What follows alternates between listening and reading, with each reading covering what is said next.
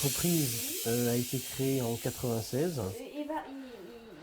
J'étais le seul, si vous voulez, au départ, j'étais le seul actif dans l'entreprise et puis le seul, la seule personne en fait. Au bout de 2 mois, j'ai créé mon premier emploi. Ma femme à l'époque était salariée dans une grande surface. Au bout de 2 mois, donc j'ai fait ma première embauche. Au bout de 6 mois, on devait être 3. Et puis je dirais aujourd'hui, ça fait un peu plus de 8 ans qu'AVS existe. Et puis on est 12 quoi. Donc c'est vrai que, enfin 12, 14 avec les 2 CDD. Donc effectivement, les choses se sont faites assez vite.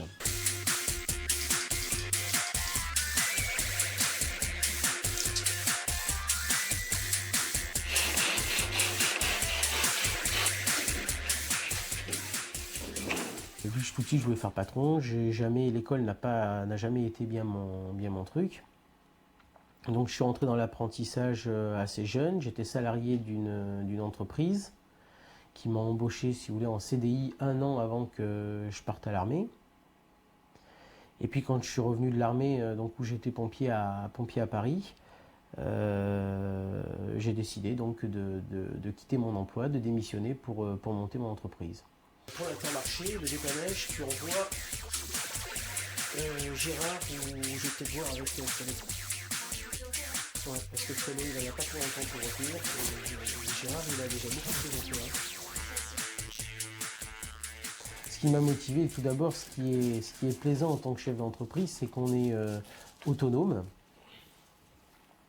Et puis que tout ce qu'on commence, en fait, on est obligé de le terminer. Et ça, c'est un aspect qu'on n'a pas toujours dans les grosses entreprises du bâtiment, puisque souvent on fait une installation et la mise en service est faite par des techniciens. Et cet aspect-là, je trouve que c'est assez frustrant dans la progression dans sa progression personnelle, en fait. Moi, j'aime bien commencer une chose et puis aller jusqu'au bout et la terminer. Donc ça fait partie des choses qui m'ont motivé. Et puis j'aime bien, si vous voulez, j'aime bien créer de l'organisation, j'aime bien être maître, si vous voulez, des choses que je mets en place. Ce qui a pu me motiver aussi, je compare beaucoup le métier de chef d'entreprise au métier de pompier. Parce qu'à mes temps perdus, je suis pompier volontaire ici sur Saint-Léonard. Et donc c'est une activité qui m'a toujours beaucoup plu. Et je fais cette relation puisque le métier de pompier, c'est savoir agir vite et efficacement. Et au sein d'une entreprise, c'est un petit peu pareil.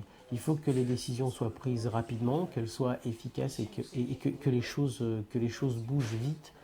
Et il faut éviter les loupés en fait.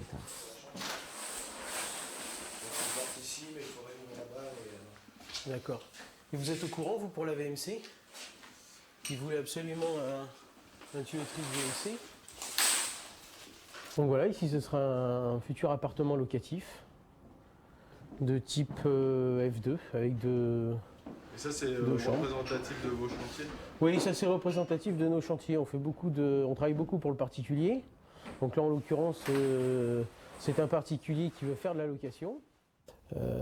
À quoi on pense je sais pas. On pense à la réussite, à l'évolution, et puis à faire ce qu'on a envie de faire, je dirais, de sa propre vie. Puisque l'avantage qu'on a en devenant chef d'entreprise, on peut orienter sa vie professionnelle un petit peu en fonction de ce que l'on désire, et puis de l'évolution du marché, tout simplement. J'ai jamais eu de doute, non. Non, j'ai jamais eu de doute, et puis c'est quelque chose que j'évite. Ça m'arrive d'en avoir, comme tout le monde, des doutes, mais j'essaye vraiment de les mettre de côté, puisque le doute est un frein à l'évolution. Que ce soit l'évolution technique d'ailleurs, on le voit au cours de l'histoire, ou que ce soit un frein à l'évolution, à sa propre évolution personnelle. Si on doutait, on ferait rien. Les gens qui doutent pour des bagatelles, qui doutent de pouvoir passer le permis de conduire, qui doutent... non, on peut pas intégrer cette notion. Il faut tout simplement avoir la volonté et dire « je veux créer une entreprise et je veux aller jusqu'au bout. Parce que c'est un parcours tumultueux, c'est pas un parcours facile, autant d'un point de vue technique que d'un point de vue personnel, puisque ça prend une part entière dans une vie de couple. Moi, à partir du moment où j'ai mis les pieds et les mains dans le bâtiment, ça a été une révélation pour moi. Parce que j'avais personne de ma famille, je connaissais personne qui travaillait dans le bâtiment d'abord. C'est grâce à mon père qui a tenu absolument à ce que je fasse une formation de technique, quoi, en fait. Hein.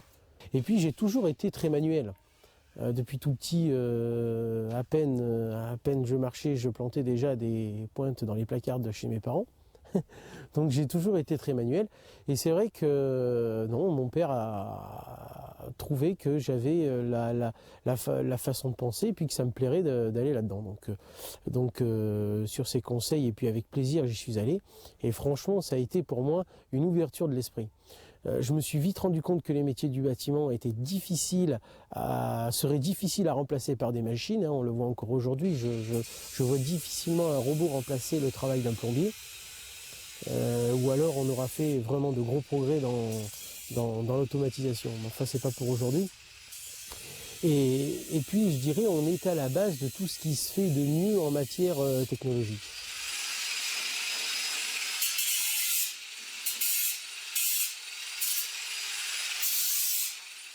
Au départ, je faisais uniquement ce que j'avais appris à l'école, c'est-à-dire de la plomberie, du chauffage et de l'électricité. Tout ça dans le bâtiment d'habitation. Quelques années plus tard, 3 ou 4 ans plus tard, j'ai créé une section supplémentaire dans mon entreprise puisque j'ai embauché un plâtrier pour la simple et bonne raison du bon fonctionnement, je dirais, de mes chantiers. Puisque aujourd'hui, l'électricien et le plombier chauffagiste sont dépendants techniquement du plâtrier. Et donc, comme on est dépendant, je dirais, du plâtrier, le planning en est aussi dépendant. Et on a beaucoup de difficultés à gérer les plannings dans nos métiers. Les clients le savent d'ailleurs, puisque ça a donné lieu, pas forcément toujours une bonne réputation aux chefs d'entreprise du bâtiment. Donc ça me permettait d'avoir une carte en poche supplémentaire où là je gère, je dirais, l'ensemble de l'avancement des chantiers au sein d'une maison d'habitation sans avoir à me soucier d'intervenants extérieurs. Donc je gagne du temps, de la qualité de travail, puisque je connais comment travaillent mes gens, et ça nous permet d'être relativement autonome. Ça simplifie la vie surtout du client, puisqu'il n'a qu'un seul interlocuteur pour, je dirais, les trois parties essentielles dans une maison d'habitation. Hein, quand vous êtes chauffé, quand vous avez l'eau, les sanitaires, l'électricité et puis les plâtres de fait, il ne reste pas grand-chose à faire. Passez large dans le trou là-haut.